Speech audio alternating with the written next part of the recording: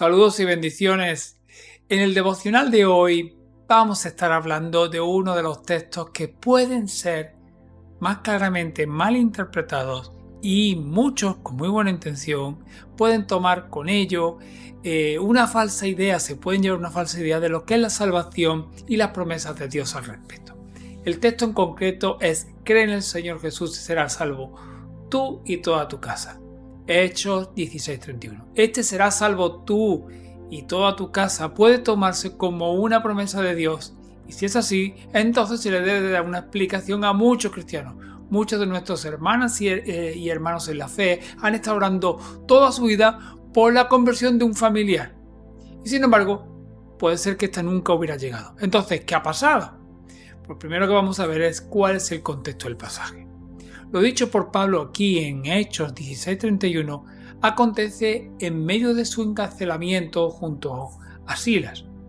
Pues poco después de haber sido azotados, ellos habían sido puestos en el calabozo y mientras oraban y cantaban himnos, de repente se produjo un gran terremoto de tal manera que los cimientos de la cárcel fueron sacudidos y al instante se abrieron todas las puertas y las cadenas de todos los que estaban presos, de todos se soltaron. 16:26. De acuerdo con la ley romana, si un guardia perdía un solo prisionero, él recibía el mismo castigo que de lo que estaba determinado para ese delincuente. Al ver todas las puertas abiertas, ¿qué pensó el carcelero? Entró en estado de pánico y fue a buscar su espada para quitarse la vida. Los gritos de Pablo evitaron su suicidio y al explicarle que todos los presos estaban allí dentro de la cárcel, pues él recibió un alivio. Y luego, de tan emocionante escena, el carcelero entonces le preguntó a Pablo y a Silas: señores, ¿qué debo hacer para ser salvo? Lo vemos en el versículo 30. La respuesta de Pablo y Silas fue: cree en el Señor Jesucristo y serás salvo tú y toda tu casa. Y muchos de los cristianos entendieron o siguen viendo estas palabras como una promesa directa de parte de Dios para ellos mismos. Ellos vieron en ese versículo una razón para creer que sus familiares no creyentes, algún día, tarde o temprano, llegarían obligatoriamente a creer en Cristo como Dios y Salvador. Pero, ¿es Hechos 16:31 una promesa de Dios acerca de la salvación de nuestros familiares? Pues en resumidas cuentas, pues no lo es. Una regla importante que debemos de seguir al estudiar la palabra de Dios es interpretar todas las narraciones históricas a la luz de los textos didácticos, es decir, interpretar las historias en base a las enseñanzas. El término didáctico viene de la palabra griega que significa enseñar o instruir. La literatura didáctica enseña o instruye. Hablando en términos generales, los evangelios y el libro de los Hechos son en gran parte narraciones históricas, mientras que las cartas de Pablo, de Pedro, de Juan, de Santiago, etc. son textos didácticos. Los reformadores del siglo XVI tenían como principio hermenéutico que las epístolas interpretan a los evangelios en lugar de que los evangelios interpretan a las epístolas.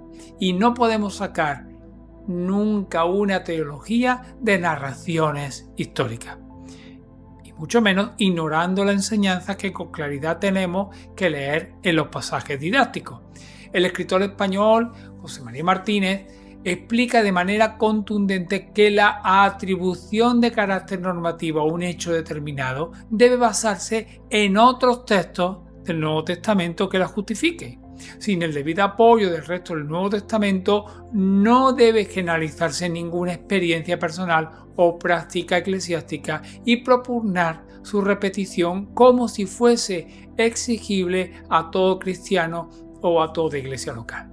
Ello sería una ligereza poco recomendable. Así, Hechos 16:31, Dios no enseña que mi familia recibe salvación automáticamente después de que yo soy salvo. Y tampoco enseña que Dios me prometió que los miembros de mi familia serían salvos si yo comprendí el significado del Evangelio y recibo el regalo de la salvación. De acuerdo con el mensaje completo del Nuevo Testamento, los miembros de la familia del carcelero recibirían la salvación obviamente si escuchaban el mensaje y eran objeto de la obra regeneradora del Espíritu Santo. Fue la única manera, igual que es para todos nosotros.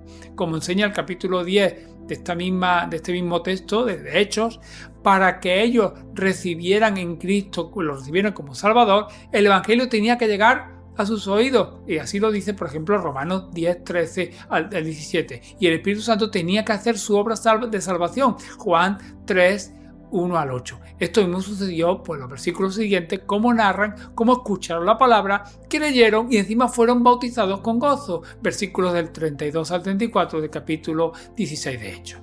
Si Pablo le dijo al carcelero de Filipos que su familia sería salva si él creía en el Evangelio, obviamente sí lo dijo, pero esto fue el apóstol Pablo al carcelero de Filipos, una promesa muy particular dada en ese tiempo, no una promesa que yo pueda tomármela o aplicarla a quien yo quiera. No hay ninguna enseñanza en la Escritura que confirme que mi conversión va a dar lugar como resultado a la conversión de toda mi familia.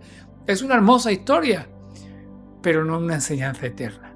Lo que sí se nos enseña con toda claridad en las Escrituras es la disposición de Dios para salvar a todas las personas, aquellos que creen obviamente en Jesucristo y lo tomen como su Señor y Salvador. Y como conclusión, para que los miembros de mi familia que no son salvos lleguen a recibir el Evangelio, el regalo también de la vida eterna, el mensaje del Evangelio debe llegar a ellos y el Espíritu Santo debe alumbrar su entendimiento y hacerlo nacer de nuevo. Como creyente, obviamente estoy orando por la salvación de aquellos familiares y amigos que no han recibido el regalo de la vida eterna. Sin embargo, pensar que en Hechos 16:31 encuentro una promesa para la salvación de mi familia es poner en boca de Dios lo que Él nunca dijo. No esperemos que cumpla lo que Él no ha prometido. Tampoco dejemos de predicar a quienes amamos.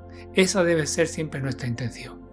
Nuestro Dios se goza en otorgar salvación a todo aquel que crea y lo reciba a Él como su Salvador. Y espero que este devocional te haya sido de bendición y ayuda y, por supuesto, nos vemos en el próximo devocional de aquí de la serie Textos fuera de contexto. Dios te bendiga.